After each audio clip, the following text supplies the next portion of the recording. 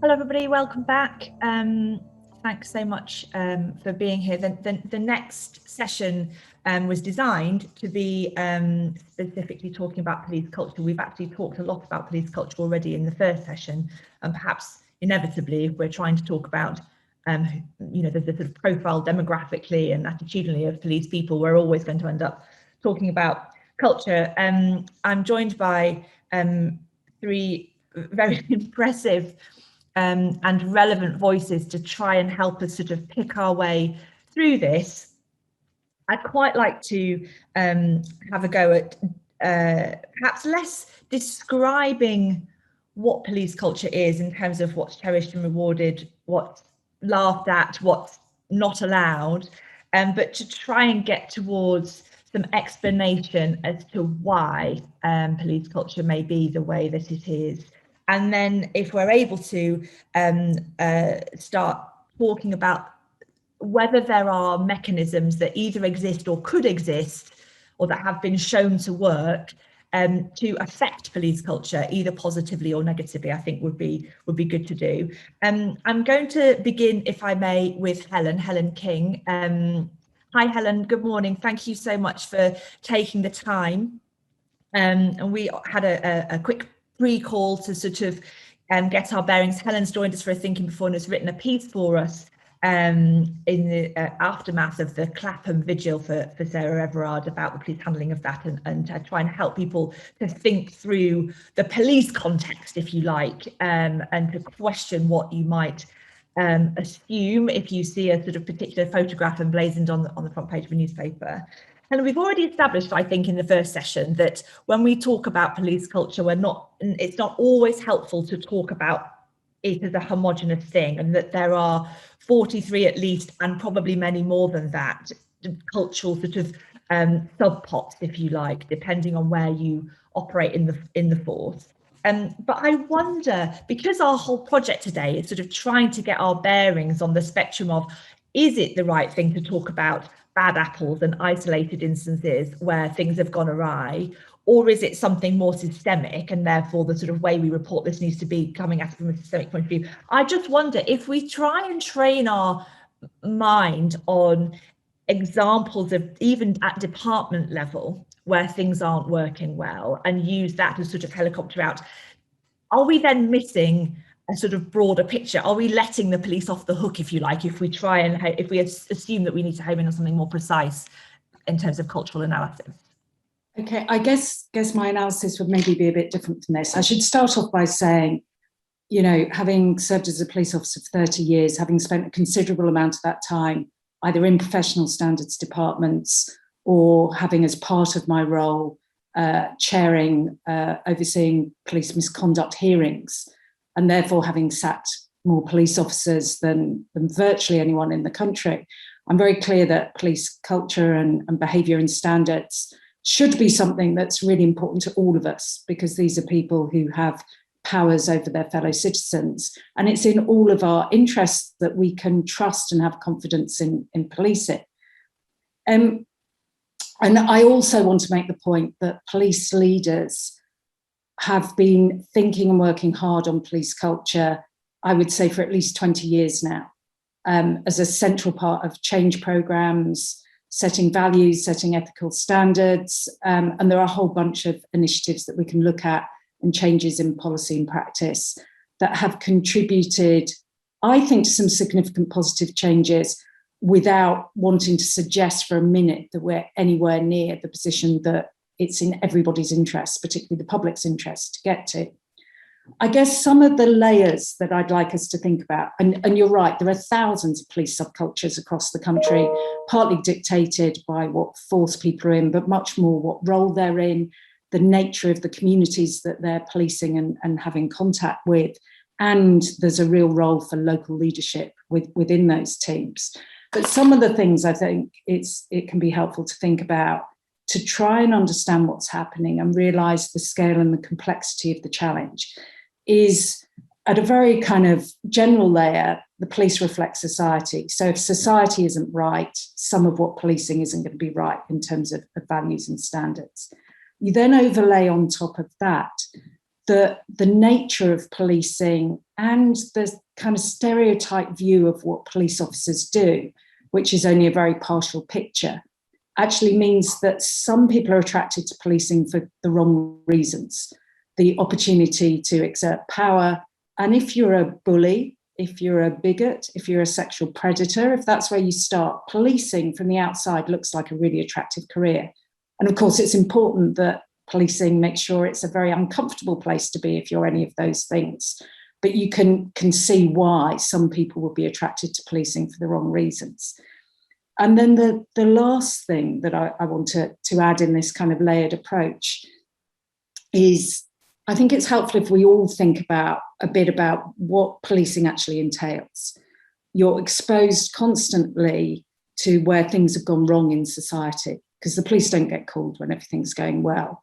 You're dealing with death, you're dealing with violence, you're dealing with tragedy, and you put yourself, and the vast majority of police officers are doing this all the time, you make sacrifices in order to be a police officer. You put yourself in harm's way to protect strangers.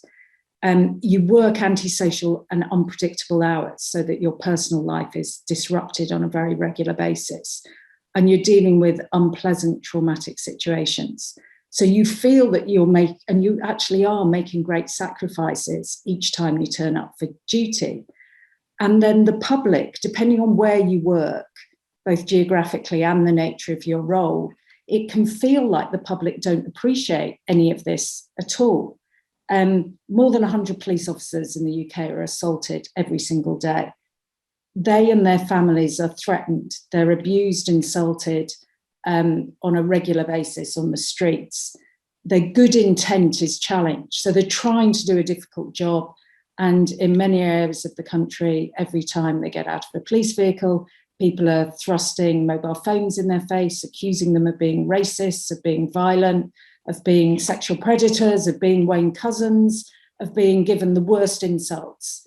And that becomes wearing, even if you're a really good person who's joined for the right reasons, who is trying their best to do their job. And the risk is, and I don't want to say this happens everywhere, but you see in some teams, it creates this kind of us and them perception of the public, instead of remembering that as a police officer, you're still a member of the public and you're there to protect the public. It can feel, although the reality is the vast majority of the public support the police, you can feel that you're under siege. And over time, that has a coarsening, can have a brutalizing impact on people who started out with the best intent in the world. And there's a responsibility on police leaders to avoid that becoming a rigid mindset, to avoid that getting in the way of providing a good service and a compassionate and caring service to the public. But I think as a society, because I'm not a police officer anymore, as a society, it's in all our interests to understand a bit more about what it means to be a police officer and to try and help good police officers feel that they are valued, respected, that we are putting our faith in them to do right by us. And there are occasions when the police absolutely are rightly criticised and the police should apologise, and they frequently do. I have apologised on numerous occasions for the actions of police officers and teams in forces where I've worked. And it's very much part of the media and the leadership training that we all receive. But that also we see as a society that we need to be fair to officers and we need to support them, the good ones, to do the difficult job that they do. Thanks ever so much, Helen. I will come back to you, and I really want to have a go at understanding when you talk about change programs. I mean, those of us who've worked in big corporate organizations, there always seems to be a change program of some sort or another, and the people come in with their shiny folders and everybody rolls their eyes a little bit. It can feel like that when they come in from outside, I'd really like to understand what those mechanisms look and feel like, because you describe, I think, very clearly and eloquently the sort of besieged mentality, and how even exercises like this, which is why I'm really conscious I want to be fair today, can sort of contribute to a sort of feeling of, you know, you can look the other way out of solidarity, I think is the way that somebody's expressed it in the chat. So I'd love to understand in a little while the mechanisms for change, what has been tried, and when they work and when they don't work, what the characteristics of those are. But I'm going to come to Sue now, if I can. Sue Fish, another person who's spent her whole career in the police force. Hi, Sue. Just let's make sure we can hear you. Hi. Hiya, that's great, we can.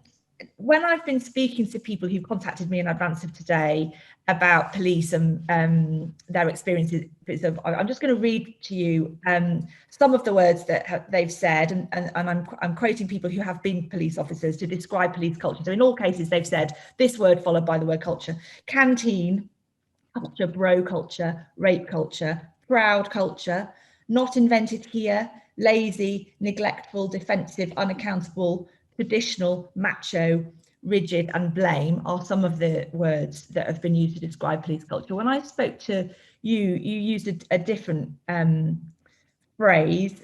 Just tell us how you would, if you were standing outside your experiences, and I appreciate you've not worked in all forces all over the place, so it's your experiences. How would you describe police culture? Probably as broken, I think. And whilst I absolutely endorse what Helen said in terms of both police activity, good intentions, beleaguered, and all the rest of it, actually I think what it then delivers is an abject failure, both for its own and also for the public. So I say that, I think I would have said it slightly differently when I left policing a few years ago. I would have said it slightly differently again, but a couple of months ago. But I think what I have heard so powerfully and over and over and over again from women, and indeed from some men who've made contact with me, mostly police officers both currently serving and no longer with the police service, but also from some members of the public, of their experiences and how systemic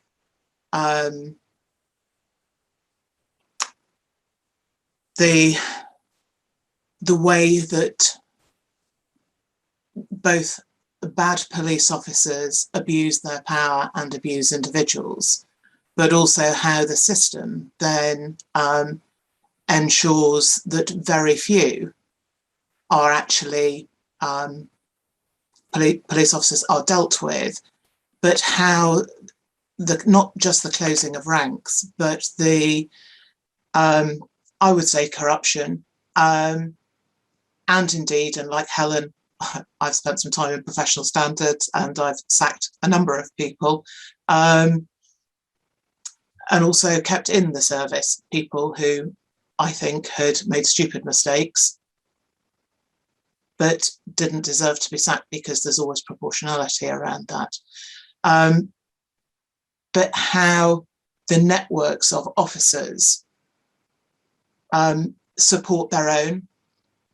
And so whilst there may be pockets of toxic culture around, actually the underlying effect is one of, and as Palm said just at the end of the last session, absolute victimization of those who raise their head and protection of those individuals, particularly where they are seen as good thief takers, top detectives, charming men, and that sort of that badge around believability is accepted everywhere.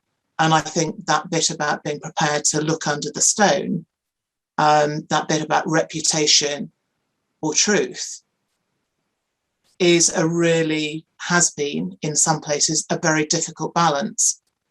So when we brought in things like defining sexual misconduct as corruption before that was determined nationally, and doing a whole host of work internally in the force around that.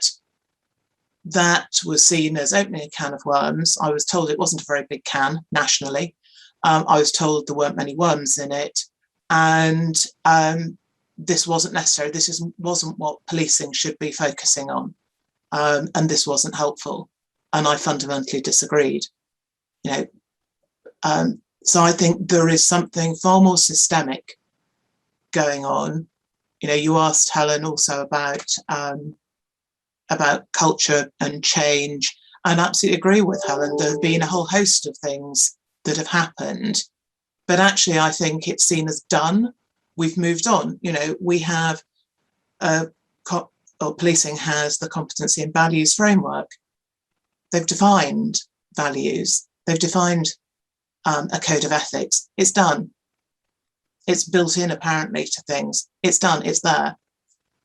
So it's and so policing then moves on because it's a very multifaceted, hugely dynamic, hugely challenging sector in terms of delivering service. So I think from a managerial and leadership position, I think it's check, it's done. And I think to some extent, was I guilty of that as a police leader? Sometimes, yes, but also trying still to continue to drive that through, because what you see in that time lag between leadership saying we're doing X and actually making any difference on the ground floor is significant. So whereas the leadership of the service are very guilty of this, onto the next new shiny thing, that nothing has actually been embedded. And I think that is one of the fundamental weaknesses of policing's approach, of which I was part for the bulk of my career, and certainly as Helen and I spent nearly half our careers as chief officers. So we've been part of that for a long time, and trying to address it from within. But actually, how effective have we been? Would you say, Sue, it's incredibly difficult, isn't it, to even describe a culture when you're in it? You sort of almost don't know that it's there. It's because it's sort of in the ether all around you. How have you ever seen a mechanism inside the police force that accurately sort of renders the good and the bad aspects of a police force culture at whatever level? Are people able to look at that information and believe it? I'm just wondering, because to be a police officer, it's a big part of your identity as a human being. It's not just a job. That anything that is critical is a personal criticism. Have you ever seen a sort of attempt to really say, here it is in black and white? No, I think probably the best I could come up with is something that we did in Nottinghamshire, and getting the staff to define the organisational values again before the CVF and the national policing values came in, and to talk about what were not just positive behaviours, but actually what were negative behaviours, and actually calling out what was seen. So, for example, at a managerial level, one of the things you used to do in meetings was, and this is very superficial but indicative, is you would spend the whole meeting with other people, when we had physical meetings, on your BlackBerry, messaging, emailing, and if someone you didn't like or didn't respect or had a different view to you, you would deliberately do it then, so you didn't listen, and it was a way of dissing people. So actually, one of the things that was called out there was saying, you won't use your phone in a meeting, and you'll have your phone away unless you were on call, and you declare that at the beginning of the meeting. So that's a very small micro example, but it's indicative of, I think, some of those internal dynamics where people were never called out about that. It was just how things were done. And incredibly dismissive of peers, and indeed senior, people more senior as well as people more junior.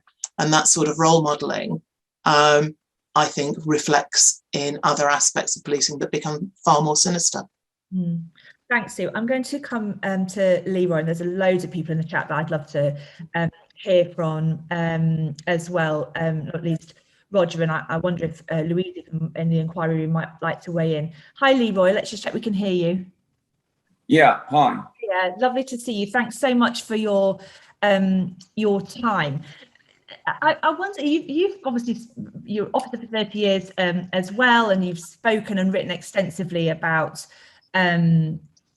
policing and, you know, making a fairer, more equitable system.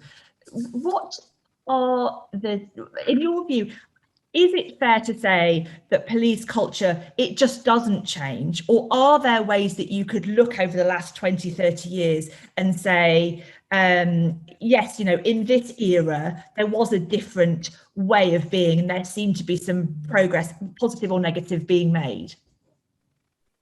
Yeah, but I'll answer the question. I just want to say it's good to be part of this discussion. I've been listening to previous speakers, as well as Helen and Sue.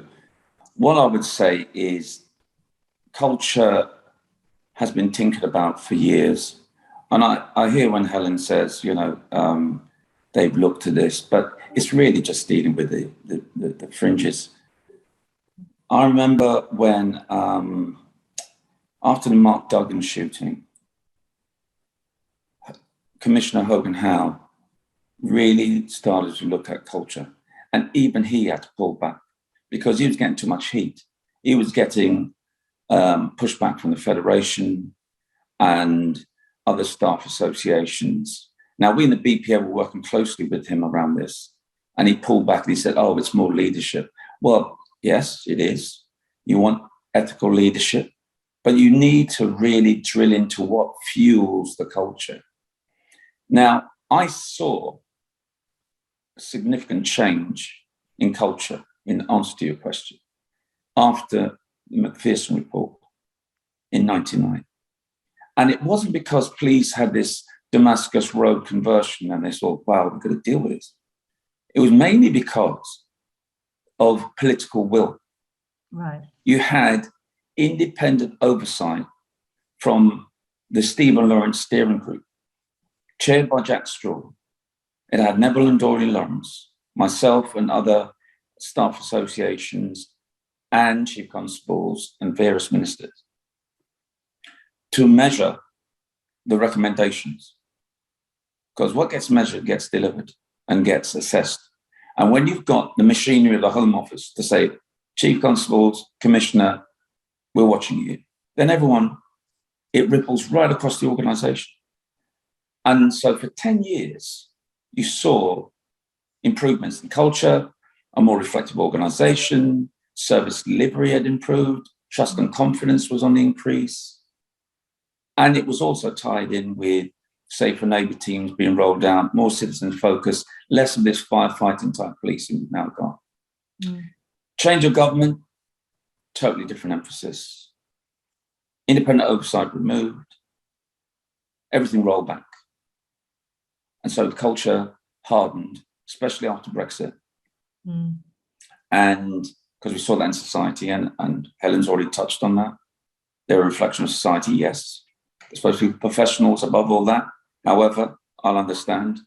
But it drew in some really hardened people to make the environment hostile, more toxic. And this, not just institutional racism, which is well documented in Lawrence and it hasn't moved on, but it also brought in institutional defensiveness and senior officers in denial and bringing in this entire concept of, well, you know, officers are doing a great job. Yes, but deal with the toxicity of the environment.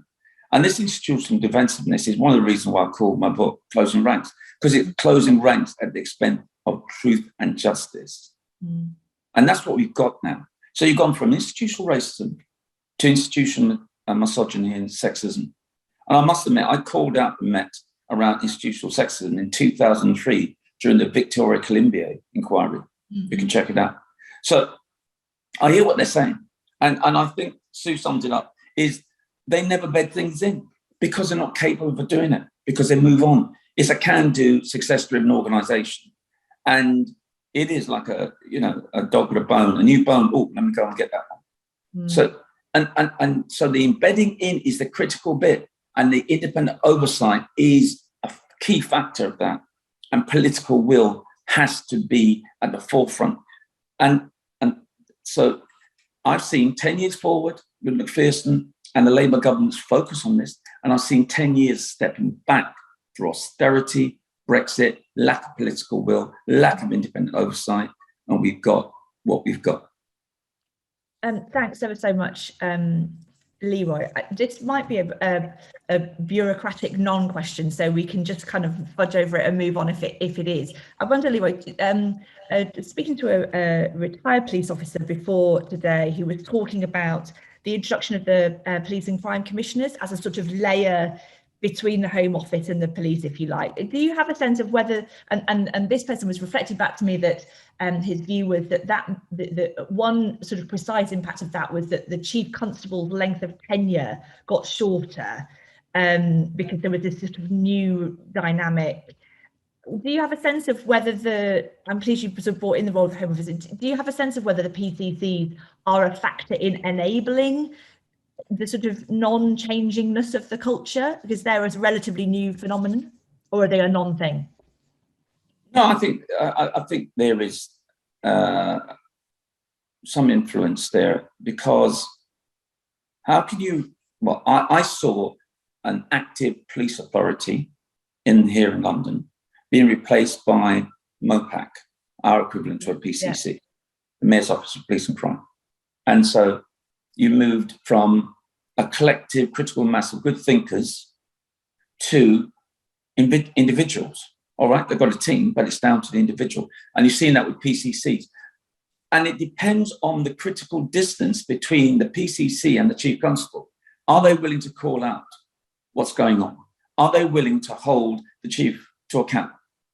Are they really going to just sit back and look at their spreadsheets and the whole performance culture, or even the algorithm? Because I think there's institutional failures through algorithm and de-skilling officers, including PCCs, really drilling into what's going on into the health of the organisation. So that PCCs, for me, have been a detrimental effect, to move from a collective critical mass of good thinkers. And I saw a very active police authority here in London to be replaced by one person, and everything that goes with it. Thanks ever so much, Leroy. Is Roger Graff there, who could come in and just share thoughts on police and policing culture? You've worked. Hi, Roger. Lovely to see you. Hi. Roger's a documentary filmmaker. You've worked in and around police and cultures for a long time. How do you come at this? Is it possible to materially change police and policing culture, albeit we know that there's lots of different ones? I wish it were, is all I can say. And I've tried through my films and the book about policing and other articles to do that. And I've known Leroy for 20 years when I was appointed to the Independent Advisory Group on Race as part of the Macpherson response. And it's a tragic situation, because Helen described the normal experience of policing very vividly, and I think very well. And the kind of closing ranks, which was the title of a film I made in '87, as well as Leroy's very good book, is self-preservation. And you've heard already what happens to people when they take the risk of doing, of speaking out. And that's true about whistleblowers in many organizations. And and in a way, it's been easier to point to the police, and the police have actually taken that criticism seriously, but they don't know how to change.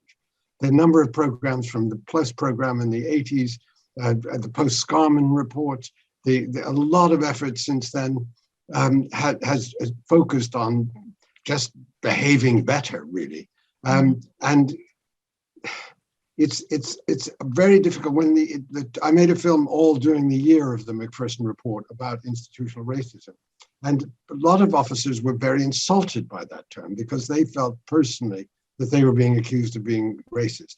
And it was a heroic effort by people like Dennis O'Connor, John Grieve, and Paul Condon at the top, who really did push it with the Labour government's support to the point where our group was formed. And yes, it no longer became cool to use the N-word, but it's still, as part of this group, we've seen offence after offence come up through the 20 years. There is this resistance to apologize. And what I would say, and this is the problem about cultural change in any institution, is that in a way, very few people see it as about them. They think it's really other people the whole time who are at fault. And in that way, it's reassured. There's the self-protective nature of policing, and especially the defensiveness of the organization, that's what trumps the recognition that change has to happen. It is really a feeling that I would rather stick together than to risk the risk of coming apart and literally not being helped when you put in a call for support. That's what happened to an awful lot of people who have actually reported bad behavior, and Leroy will know that, having served in the police for so well and for so long. Thanks so much, Roger. It's great to hear from you. I might ask Helen. Helen, where does the Police Federation come into all this as a sort of factor of support of police officers who are struggling, and what's their role? I guess the Police Federation is the nearest thing that police officers have to a union, and they look to it for personal support in a whole range of situations, including when they're complained about. But in the best forces, the Police Federation are working with the senior leadership to make sure that it's a good place to work for everyone. And you look at the changes that have happened over the years, since Sue and I joined and were called WPCs and patrolled in skirts, the family-friendly policies that have come in, part-time working, the staff networks that have gained senior support, including resources and time to do their work. I've worked with the Police Federation on misconduct investigations, including allegations of serious sexual offences, where a Police Federation rep actually ended up giving evidence against the officers who were accused. So I don't think you can make a blanket statement, other than clearly their role is to support their officers to do the difficult job that they do. I guess there are a couple of things that I also wanted to touch on. Yeah, go for it. There seems to be some kind of cynicism about whether senior police leaders really want change in the organisational culture. And as I say, there've been a whole array of initiatives, and you can debate about whether they've had a good impact or not, or had any lasting impact.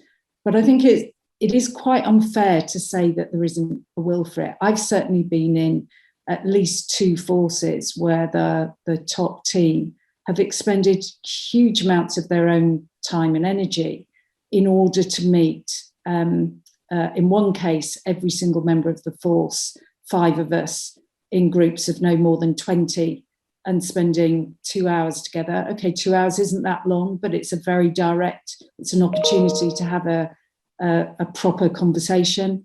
In the Metropolitan Police, Bernard Hogan Howe. And I'd be a bit surprised from what I know about Bernard, about him stepping back because he was worried about pressure from others. But, we had a programme where we got everyone of sergeant rank and above, and I think that was about 6,000 people to go through half-day programmes, which were interactive, because, just preaching at police officers isn't going to land. You've got to listen as well as talk with them. Bringing in external speakers, but very much being led within the force.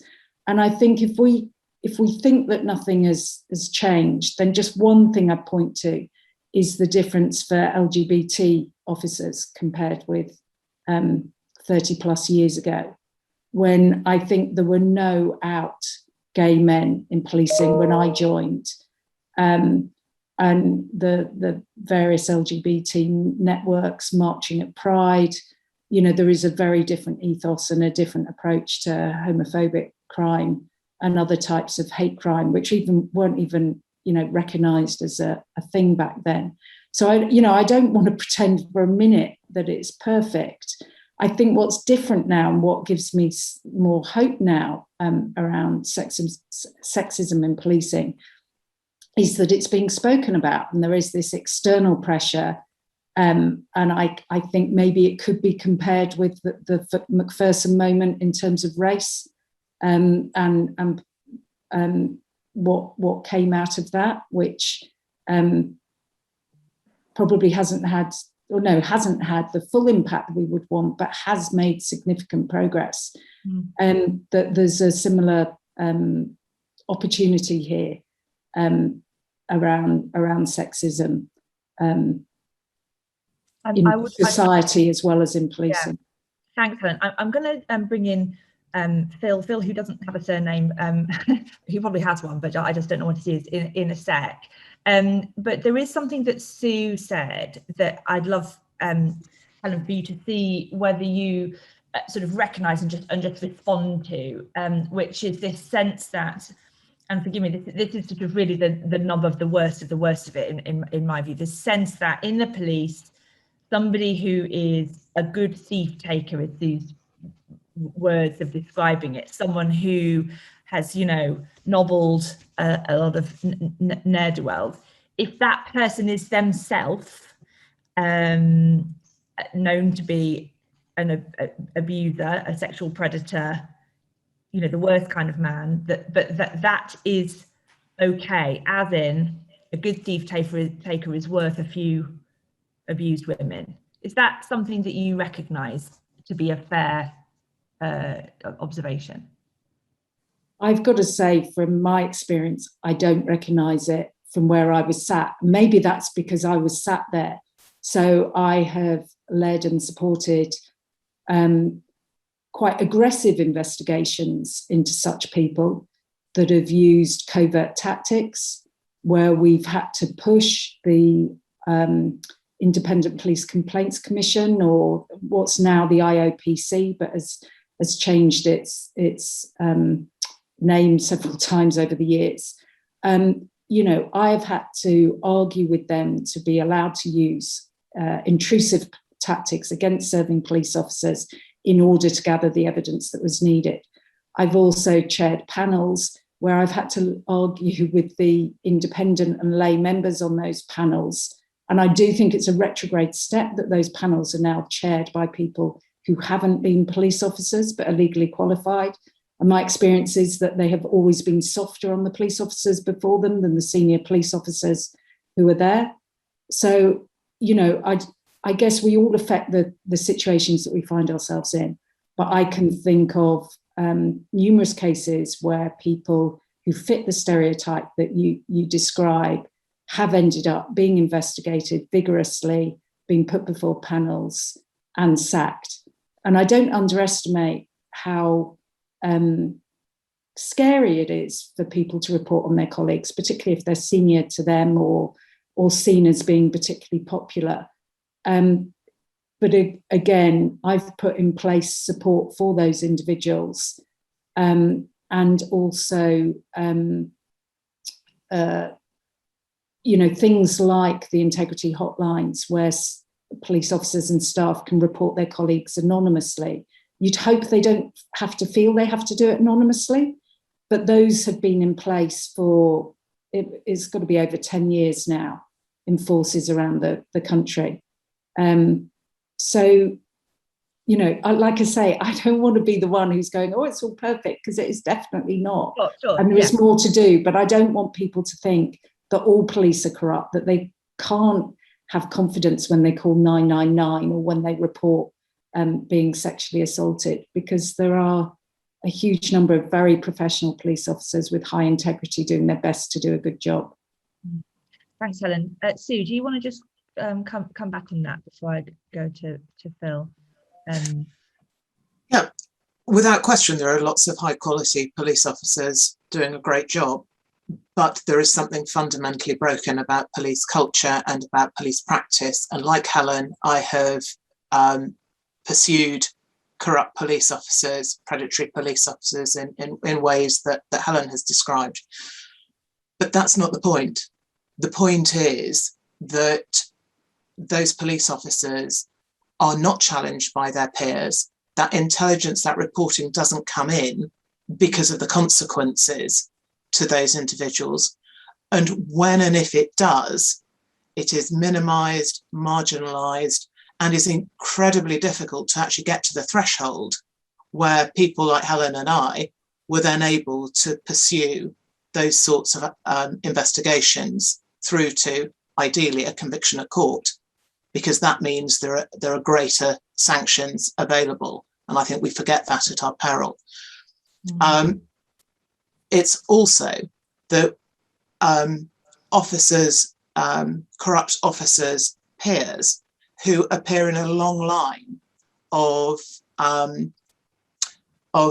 character witnesses, both at misconduct hearings and indeed should officers go to court. And there is something really fundamental for me.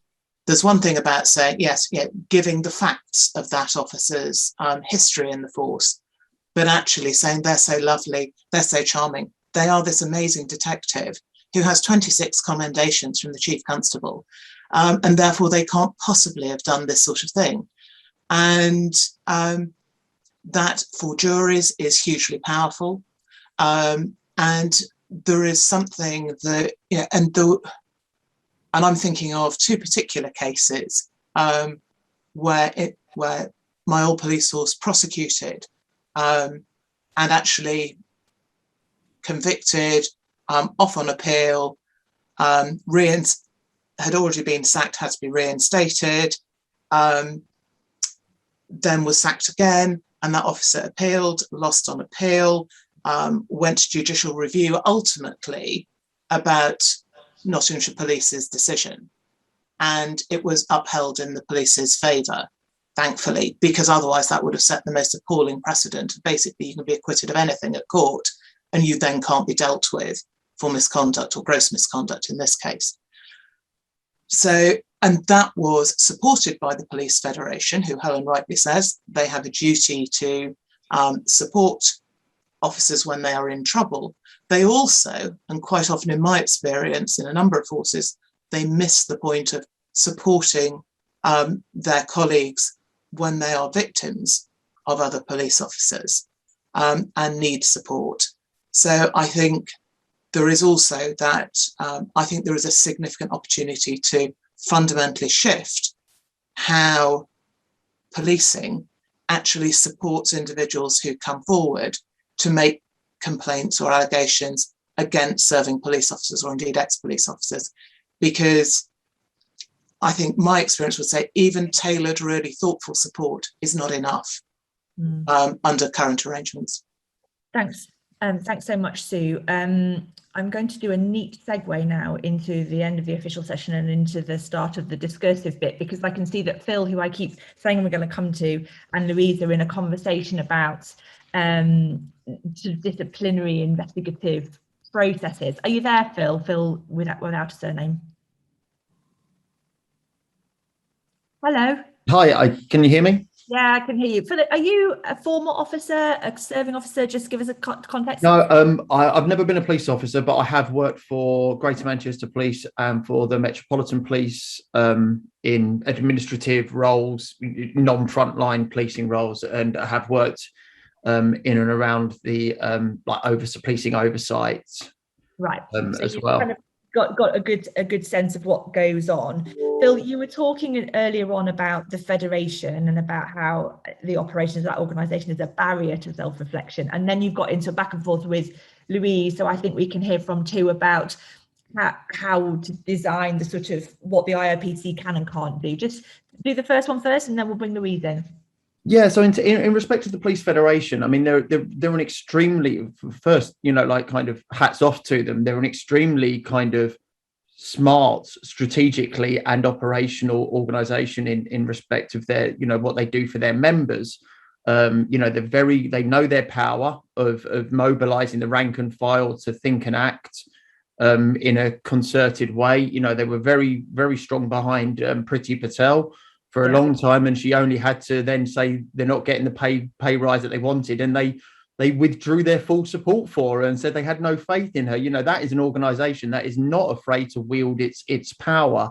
And I just see in the way that, you know, the way they react to, say, certain IOPC investigations, where the CPS have decided that there is a case to answer for criminal potential criminality in the way an officer has acted, and their kind of reaction to that, and then you compare it to the near silence that they had following Wayne Couzens's conviction. Very interesting about where they see their priorities. They often say about the conduct process that there's a second bite of the cherry if a criminal process doesn't result in a conviction, but there is a pursuit through the conduct process. So there's a false equivalency made between criminality and conduct. Now, somebody might not have committed a criminal offence in the pursuit of their duties as an officer, but that doesn't mean that their conduct makes them the right kind of person that you want to be on the streets, in charge, and being given very great set of responsibilities with the power invested within the office of the constable. So in that kind of sense, and, you know, you look at some of the things around, you know, the way that I think some of the progressive things that people bring to the table about discussing about how the police should operate, I can see that the way the Fed reacts to those is very much of an old school, you know, we're thief takers, we're here to protect the public. And it kind of falls slightly into that kind of hero action status of policing, rather than seeing it as a complex web of interacting services that are responding to quite often really, really complex situations. And quite often I have a great deal of sympathy for the police, because they're at the, you know, if you're arresting somebody, it could well be that they have had several traumatic childhood, educational failure. And actually, you know, I think there's an argument that you can make that if the police are getting involved with an individual in a situation, there is a failure in society and citizenship that has not been addressed through education, through social services, through community interaction and norm value setting, etc. And that the police have, unfortunately, have a desk that says the buck stops here, kind of thing, and they catch a lot of flack for other agencies, and for society as a whole. Thanks, Phil. I'm just the ability to reflect on how they could handle things better. Yeah. Thanks so much, Phil. I'm sorry to interrupt you. I'm just so conscious of time. And there was some back and forth during that session between Louise and my colleague Dave as well on this 73 cases. But forgive me, the chat whizzed past and I missed the beginning of it. So, Dave, what were you and Louise spotting as an idea there? Oh, you're on mute, Dave. Sorry. Hi there. Yeah, I was asking a broad and dumb question, and as ever, Louise came with the tenacity a clever and specific answer that she normally brings. And I think so. So my question is: it feels like already, like today, we're gonna. One of the things we're going to come out the other side with is thinking that there has to be more transparency and accountability when it comes to the disciplinary process that police officers go through, and Louise has done the work, or the preparatory work at least. And you know, one of the things she lands on in the IPOC report is that there were 73 cases involving sexual assault that were investigated in 2019-20, and not a single one of them led to any action. None of them were upheld. And the questions that flow from that are, did you say, sorry, was it 73 cases of sexual assault by police officers? Yes, exactly. And not rising to a criminal threshold. So they're sort of internal disciplinary things, and not a single one of them is upheld. And so the questions that obviously flow from that are, well, where were they? What was the substance of the allegations? How were the judgments reached? Were they by forces? Were they by the IPOC? And I think Louise, I'm fascinated to hear how she thinks we could pick that up and run with it, because it seems like a great way into the big systemic questions. I can see Helen's put her little yellow hand up, but go for it, Louise, and then we'll come to Helen. I'll be quick. I think what fascinated me was the circularity of the disciplinary procedure, which is, it sort of shuffles between the IOPC and the police force. And once it gets to the police force, it becomes completely opaque. We can't, as far as I could work out, find the names of the police officers against who those allegations had been made. We couldn't even find out what the allegations were. They're not in the report. And then I'm interested as to, who makes the decision that none of these 73 allegations are upheld? Who is sitting on those panels? Who decides on the sanction or indeed the sacking? And I make the contrast with the social work world. So social workers are regulated.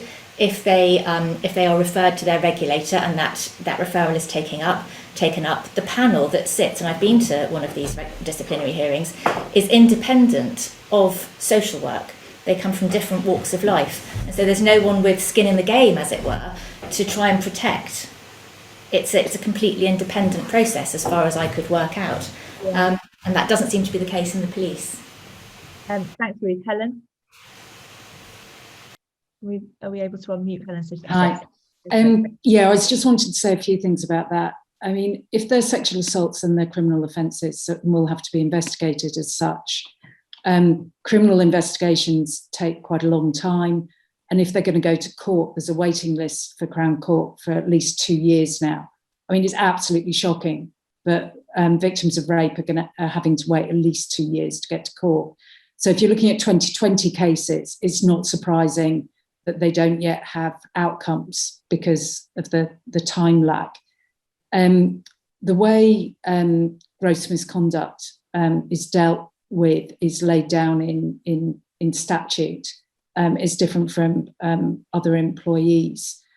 And misconduct hearings for gross misconduct, the assumption is that they'll be held in public. Inevitably what happens, well, not always, but often representations will be made, both by the officer but also by other witnesses and victims, if they don't want it to be held in public. And although the victim's anonymity absolutely is secured in law, sometimes actually victims and witnesses will say they don't want it to be held in public. Also, you sometimes get representations, particularly if the officer has an unusual surname, that their children or partners will get victimised if their name is known. The chair of the panel can then decide whether nonetheless it should be held in public. But as I said previously, the chairs of panels are now legally qualified people appointed by police and crime commissioners. They're not senior police officers. And my experience, which is anecdotal but not insignificant, is that people who aren't senior police officers are more likely to be soft on police officers and seem to find it maybe harder to understand or to put into action the higher standards that should be accepted of police officers. And I think this is a real problem for the service now, because there are people that they would want to sack, but if the legally qualified chair and panel won't sack them, they're then stuck with this person who they don't want to have having contact with the public, but what role can they put them into, because they can't get rid of them. And I do think that is highly problematic. Thanks, Helen. Leroy, your little hand's gone up as well. Yeah, well, I just want to come back on a couple of things, because I'm not sure if I'm going to be brought in through other means, because, I think we're just getting into the technicalities of all this. Let's just go back to the generic issues. The culture of the organisation, police service right across the country, that eats strategy for lunch and dinner, not to mention breakfast, because it's so strong. It's so strong. So you can have all these nice strategies, all these regulations and policies. You get too much pushback. I really take exception with Helen. I worked with Hogan Howard on culture change, and he pulled back. So please don't tell me, because I was working with him on it. My point is that the OCU, the Parliamentary and Diplomatic Protection Group that Cousins was in, 26 of his colleagues were guilty of sexual offences from 2015. That's a Freedom of Information Act reference. Now, what was the supervisors doing in this? You know, the leadership, the ethical leadership that you want, and the social media piece. You really need to talk about this, because you look on Twitter all the time and you see current officers, some in disguise, a lot of retired officers. What they talk about is just so vitriolic. And you can just go on it right now. And they hound people. They still hound me, which I can take it on the chin, not a problem. But there's a lot of people who are a bad reflection of the organization. And it's just those, you know, I know all about the ins and outs of the minutiae of regulation and so forth, but get to the top level of stuff. It's on the here and now. So no one's talked about social media, because those are the sort of things where all these comments get flown around, and, you know, then you cousins as rapey. He was talked about as rapey when he was exposing himself, right? And then no one checks him to the extent that he goes and kidnaps, rapes, and kills Sarah Everard. So I know that's an extreme example, but don't be surprised. There's a lot more than just what's in that parliamentary and diplomatic group, right? And until someone really gets it in the government, especially the Home Office, and really starts to drill into this, because as I said, the police service is not capable of doing it themselves, because just look at Macpherson, everything unraveled because they were given the power to mark their own homework. And it's a success-driven organization. It's not going to mark itself down. It's not capable of doing that. And it's already been highlighted that key stakeholders like the Federation are good at putting themselves across, and the officers are all like Spider-Man and Batman, right? Everyone is out there. I agree. I was at the front line for all these years, and I know we do a great job. But my issue, and I'll finish with this, there's too many bad apples that's in there. And I really think it's been allowed to get this way because there's the government's pushing through 20,000 cops in 3 years, which is crazy. And they want to, which they eroded through austerity anyway. And then they're not doing the vetting.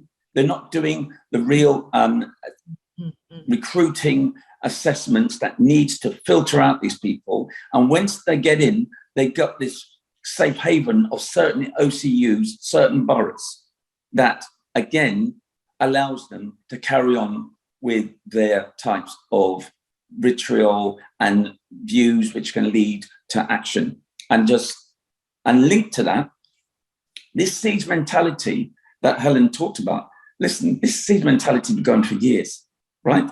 I remember I was an intake manager in 1998 at Hendon. So I used to see objective young recruits coming in, and within weeks, they've got a siege mentality because they now know some of them are going to Hackney. And everyone's saying, oh, be careful, mate, you know, a bit dodgy there, mate. But if they got Hampstead, oh, yeah, great, lovely, everything. And then there'd be a few saying, oh, you're going to Brixton. Yeah, be careful. But if they're going Belgravia, it's cool.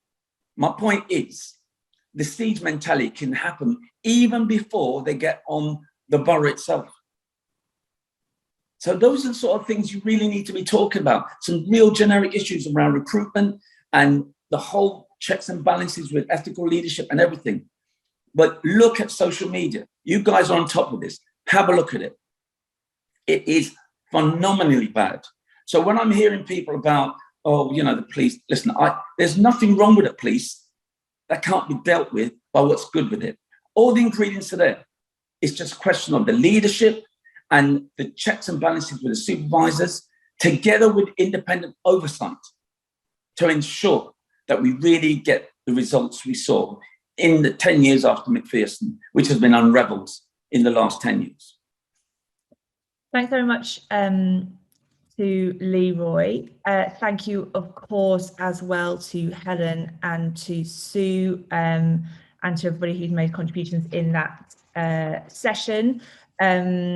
I we were going to take a little break. I think it would be more wise just to stick to time and go straight into the next session. Just to reassure Leroy, we've got a whole chunk of time. We're going to talk about media in a couple of hours. So we have got a whole session dedicated to that, and Twitter will for sure come up in that too.